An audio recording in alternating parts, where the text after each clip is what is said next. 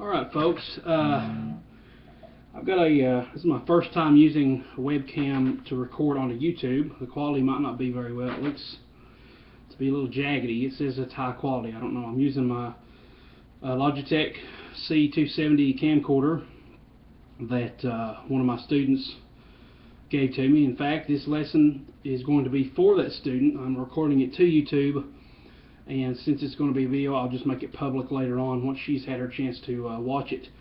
Her name is Alka, and this lesson is going to be for her. We've been going over the Pentatonic Scale, and I also have a lesson that will probably release before this that's going to be about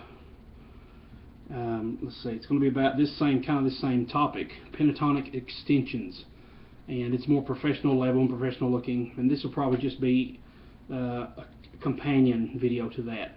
So without further ado, this is going to be a 30-minute lesson. Since her lessons are for 30 minutes, we're going to go over the pentatonic extensions. We've been going over, let's see, and I'm going to talk to this as if I'm talking to her. So you may hear some noises or something later on. I'm waiting for her to email me back about maybe some questions she wants me to cover on this.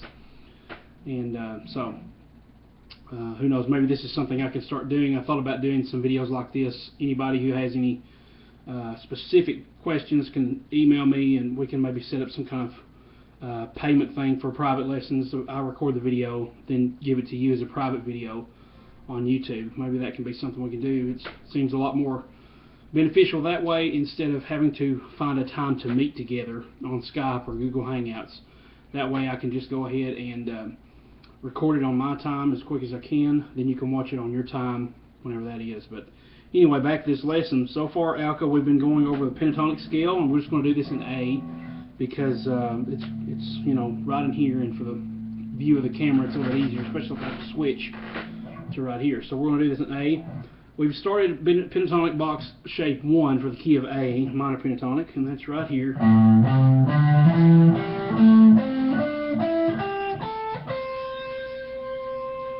A couple weeks ago we went over the lower extension, which is actually part of another box shape, in this case box 5. If this is box 1, going this way is box 2, 3, 4, 5, and it starts all over. And going that way is box 1, 5, 4, 3, 2, 1, as far as you can go to the end of the nut. So coming back here is box 5. It's very easy to remember this because you only have 2 whole step shapes on the E string, starting at the 3rd fret to the 5th fret, then the A string, 3rd fret to the 5th fret. Okay, so that is an extension of box 1. You can use that to kind of add those together. And that's the slide point right there that happens on the 3rd fret of the A string. Once you reach that, you can slide right into the position of box 1. That's the good thing about using this ring finger as what you call your fulcrum. You slide right in to the now you're in position for box 1. All your fingers are where they should be. You have the first finger now is going to be on all the notes of the 5th fret. 3rd finger is going to be on all the notes of the 7th fret, and you had your pinky down here for all the notes on the 8th fret. So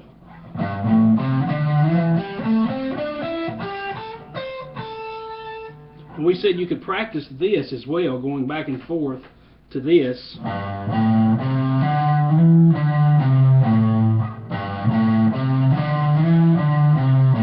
You can even slide this down to there if you want to. Slide forward, slide backwards to get you into this position. Sliding forward gets you into this position, box 1 notes, box 5 notes, box 1 notes. And we haven't gone over the whole box shape for box 5. We'll get into that later on. But one of the advantages of learning these extensions, higher and lower, has to do with, instead of learning a completely new box shape and, you know, getting all mixed up, let's learn portions of these shapes, these scale shapes, so that we can already have a head start and already be familiar with these notes. This also gets you used to switching positions. Remember, we talked about that. For most people, when they start learning the scales, they're stuck in one position all the time, especially box 1. It's the most popular box scale shape there is the minor pentatonic scale in the first box.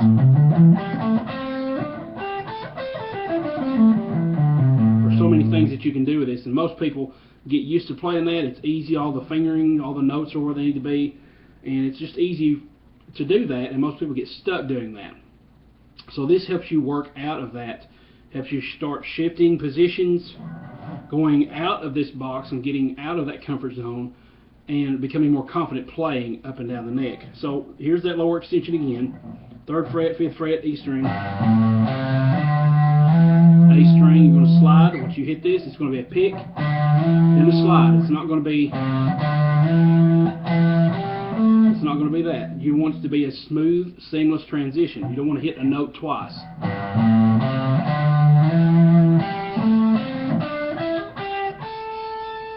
Okay, and then you end on the root note. The root notes here in this position are, then you slide and you have right there, and then in this case it's the key of A, as we talked about. This can be transposed to any key, but in this case these root notes are the key of A. Now, we also talked about this second extension, and if this seems repetitive, I'm sorry, but that's basically what we're going to go over today anyway, because you said last week that it still kind of didn't sink in too well. So this is kind of like a refresher course on that. So if we go to this much of the box 1 shape, and we land on the G string with our ring finger here at the 7th fret, this is the next transition spot. Okay, we're going to transition it up.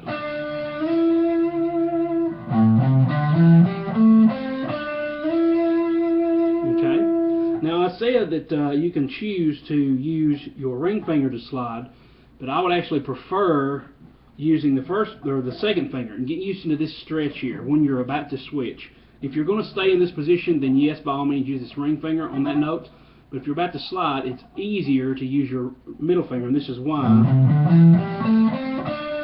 If I use this ring finger, then this middle finger is now in the way. It's in the way when my 1st finger has to come back to hit these other notes. So I have to move a finger out of the way to get a right note, and that's just awkward. Where in this case, if you use the middle finger, now there's nothing in the way. I can come right down to this note on the 8th fret of the B string and hit that with nothing in between those 2 fingers. Okay. So once again, we're going to show you the notes for the upper extensions here.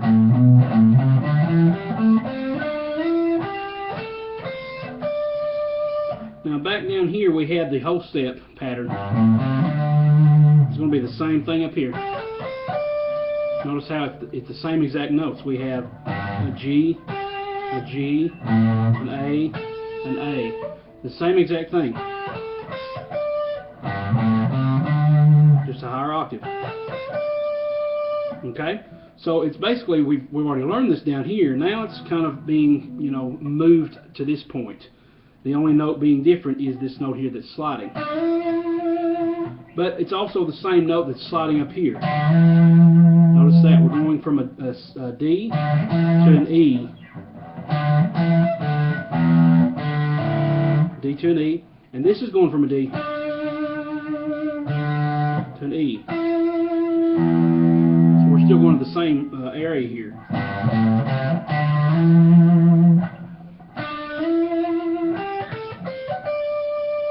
Actually, if you wanted to, I don't recommend you do this yet, but you could actually end this by sliding up again. Because once again, we're going from a D to an E note. But to stay in this position, I recommend you stay in there, but just the theory behind that is you can slide up if you need to at the end. So what we do is we go ahead and practice the lower extension.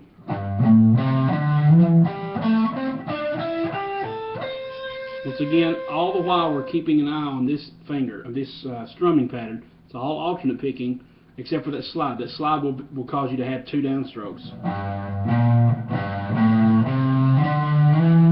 Actually, an upstroke, and then another upstroke, then continue it on. Downstroke, upstroke, downstroke, upstroke, downstroke. Usually we want to end our phrase on a root note and on a downstroke. It just has more sound, more attack that way. Okay, so Just practice that much of the scale. Don't try to incorporate the second half yet exactly. You're going to practice just that much of the scale, which goes. You can add this next note if you want to, but remember to end up on this root note. Now you would practice it back down.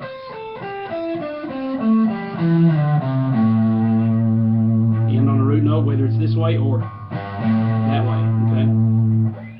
Once you get used to that, and once you get to where you can do that well, then you're going to incorporate that other extension, and you're going to do it from the regular scale shape, starting on the bottom here. Remember to hit the middle finger. There's your root note. That's the G, or A in this case.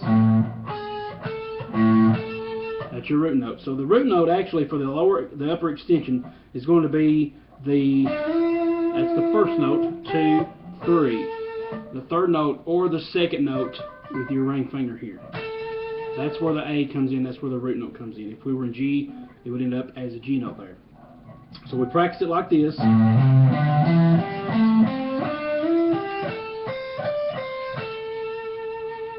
And we can end on that root note, or we can come back down and just do a cycle of that over and over again. Here's what that would look like.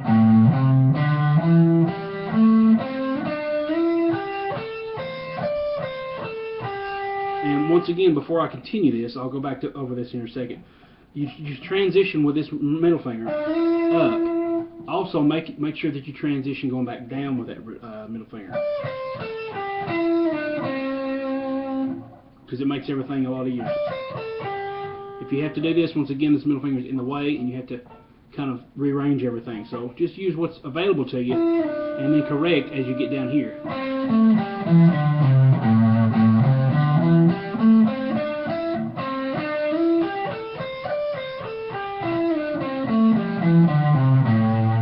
This will help if you use some kind of form of a metronome, whether an online metronome or an actual metronome you have with you.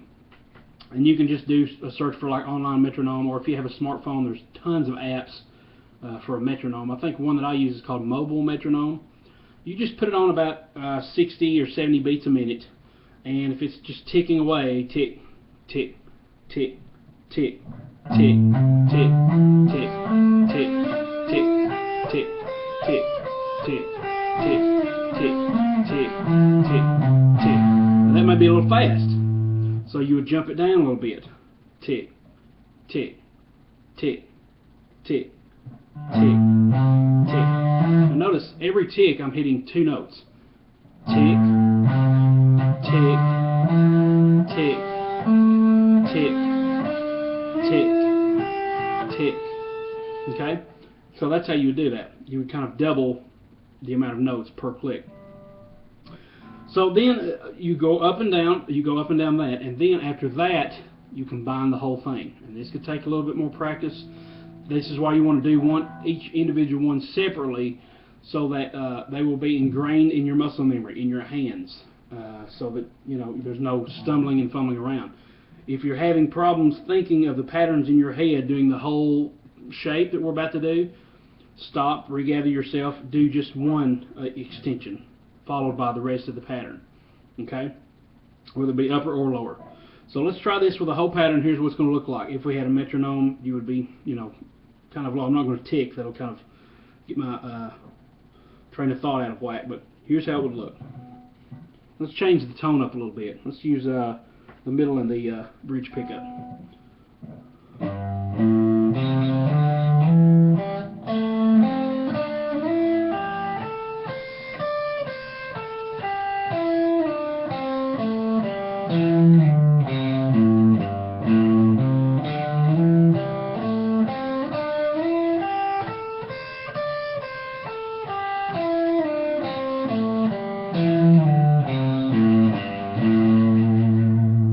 One thing that's going to be kind of not difficult but a little tricky is that we're using the ring finger for this transition, and then just 2 more strings up you'll be tempted to use the ring finger again, but like I said, I stress and encourage you to use your middle finger, because sometimes we have to adjust our fingers to set ourselves up for the next thing that happens. And I've mentioned this on just about every YouTube video that I've got, it seems like, but it's very, very important idea and concept.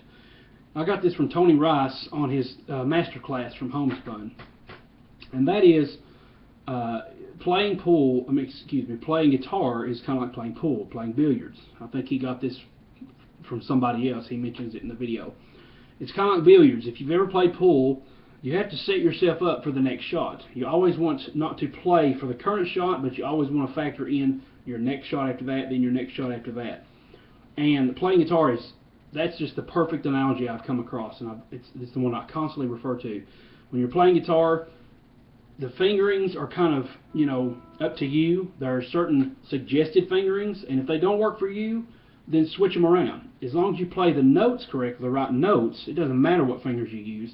Do what feels most comfortable for you, but also think about the next thing that you're going to be playing. Think ahead. So if I'm thinking ahead, I'm thinking, well, the next thing is going to happen is I have to come down to this note, but if I'm using my ring finger, this middle finger is going to be in the way. So I'll have to move it out of the way and use extra movement, and it'll be awkward, and that will later on down the line slow me down.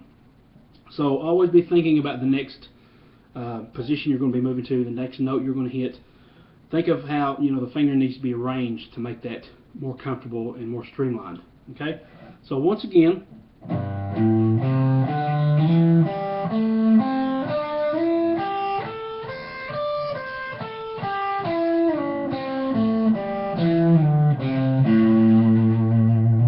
hit a sour note there, but that's fine. That's what happens sometimes. Now, I'm just going to sit here and noodle for a minute and see if I can come up with anything else. For right now, though, I'm going to make sure that Alka hasn't sent me anything. It says a new message from Alka. So sorry about today, blah, blah, blah. By the way, happy birthday. She says her birthday is tomorrow. She says, for now, I don't have any questions. Let's see. Okay, so no particular questions, but I'm going to continue this video. We've got about another, it's 17 minutes into this video. We've got a few more minutes to go. Okay, so let me just sit here and noodle around a little bit and see what I can come up with. And I'm going to do this in the pickup, bridge pickup, which is my DiMarzio Tones on S. I love this pickup.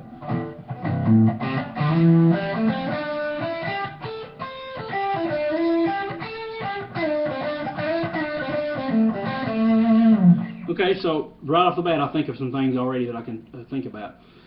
I can come up with. One of these is, don't forget that right now we're introducing just one technique. We're having to focus on alternate picking, which is fine, but the one technique that we need that we have been introducing here is the slide. And there's all kinds of techniques in guitar that anytime you play a scale, don't just play it stiff. Don't just play.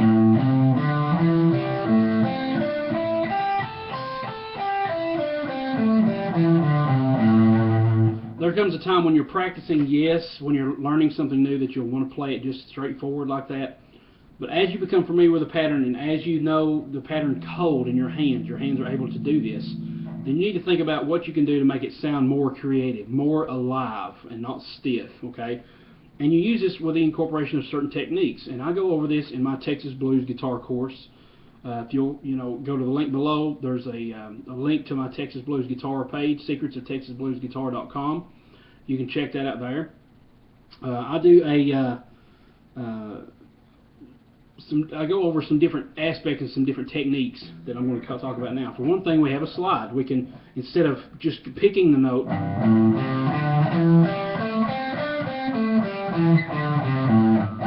we can slide to it. It adds more life to it. It sounds less stiff. It sounds more fluid. So that's one thing we can do, is we can add a slide. We can add a slide to this. What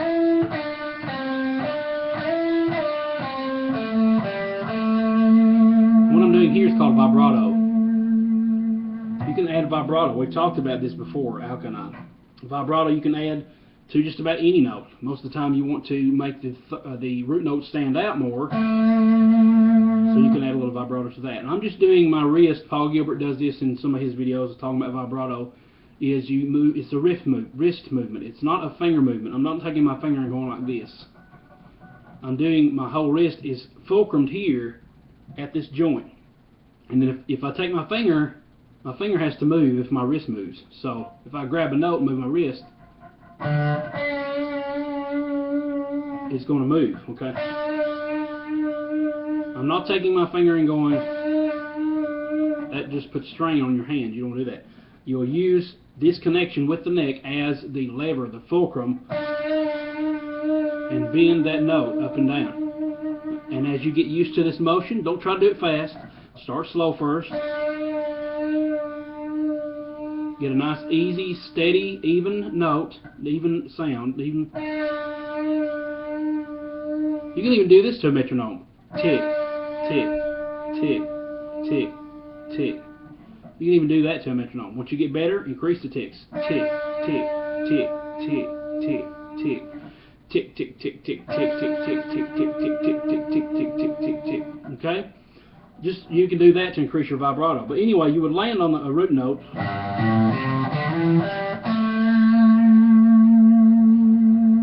One thing I like to do too, is a cool technique to use with vibrato, is that singers do this all the time. They'll sing a note and make it go out for a long time, and then at the very end they'll tack on some vibrato. And you can do this with a note, as long as you have plenty of gain in your amp or whatever.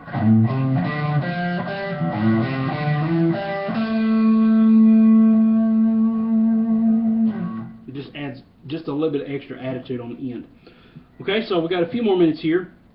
Let's see if we can come up with something else.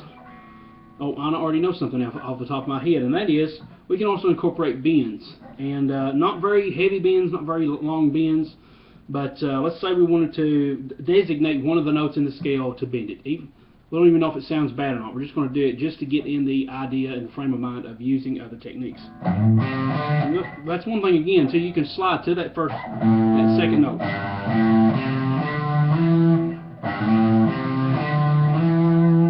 You can slide to that as well.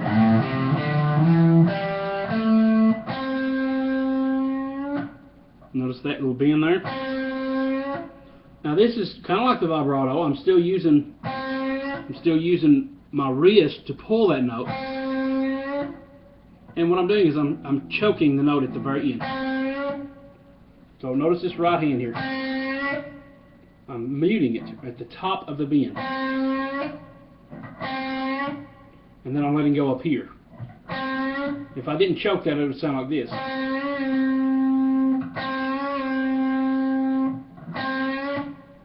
I can let it go after I've muted it. Okay? So here's what that would sound like.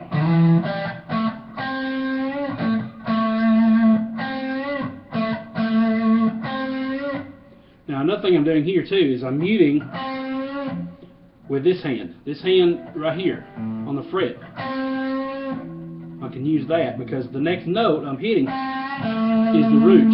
And the root note is standing over the note I'm bending, so it's going to naturally mute that if I since it's above that note. The G string is below the D note, which is the D string, which is going to hide that root note. So I can just mute it with that finger.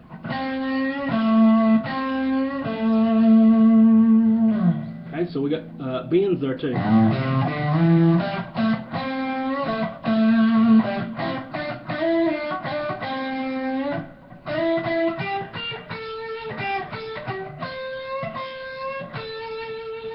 Another bend. And those are the same notes. And this is the 1, 2, 3, 4th note of the higher extension. Bending up just a hair. This is called a quarter note bend. We're not even bending to the next note. We're bending between this note and the next note. So it's a quarter note bend. And down here I usually bend up. I usually bend up because there's no, if we bend down, the string's gonna come off the neck. When I get down here, I bend down with my first finger. When I get down here, I also bend down because I've got all this muscle here to use to pull down. And once again, this is not a finger movement. This is a wrist movement. Grab the note with your finger and then pull it with your wrist. Pivot your wrist, and then that note becomes a bend. Okay? So that's pretty much going to do it for this week. Just continue working on these techniques. Now that you have a video, you can go back and rewind this and watch it at your leisure. Again, I will post this about a week after. Well, I'll probably schedule it, depending on. I've never done a webcam recording, so I don't know if it's going to post immediately or if I have to post it later. But I have another video coming out that's going to be kind of along these lines, and I'll save this to post it later on. That's weeks down the road, but so that's the lesson for this week. And that's just one quick thing. Make sure there's nothing else I can think of.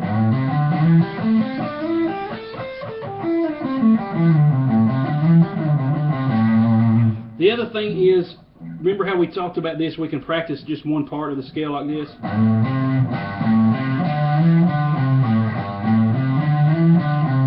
can do the same thing with the upper extension here.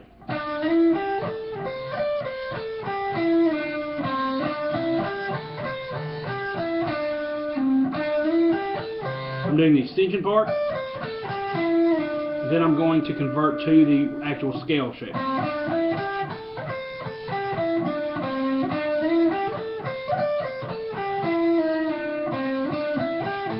Now I can also slide with my pinky here, or once again use my now this is a bigger stretch. I can use either my pinky or I can use my ring finger here to slide up to this upper extension.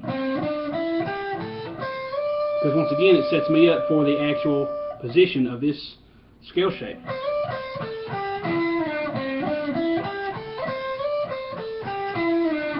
Or I can do it backwards.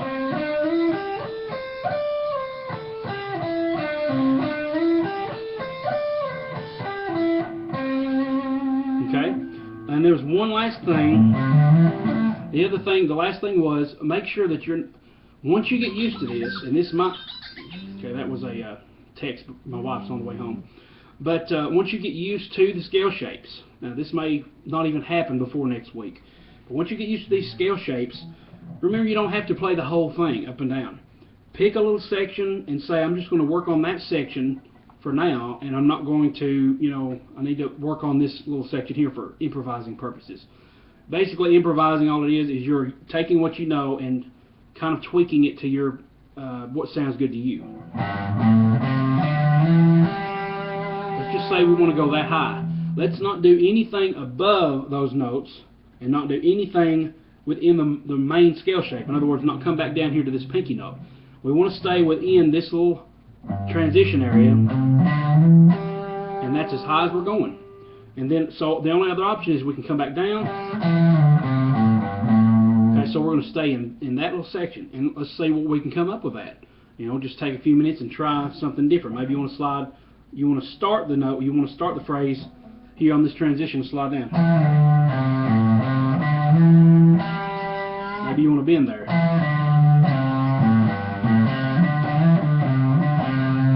Maybe you want to bend there. Okay.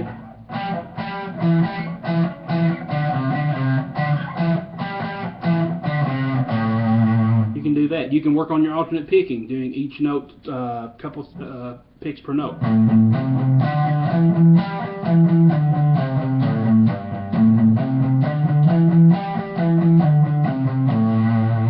And that sounds very groovy. You see me bob my head there. And then once you get to that part, that high, you can kind of move along in the scale shape by a couple of strings. Again, you don't want to do the whole string thing. So let's just say we want to go to the G.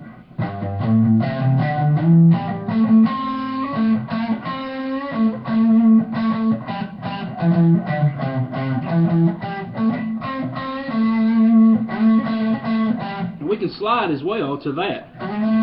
We don't have to just slide on the transition note. We can slide anywhere in the scale.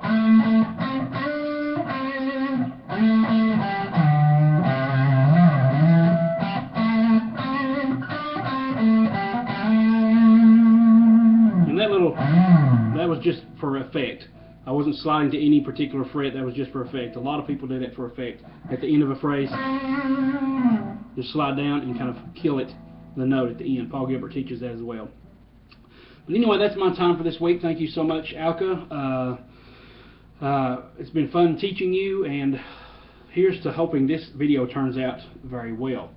And for all you YouTubers that's viewing this a month down the road, Thank you so much for subscribing. Please leave a comment below. Tell me what you think about this video.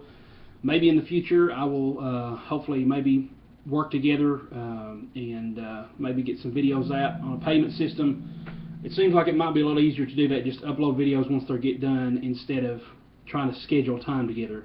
So many different time zone issues and things like that. It's just probably going to be easier just to say, if you want a certain video and you're willing to pay me for it, whatever, you know, I don't even know the rate I would charge or anything, but maybe we can work that down the line.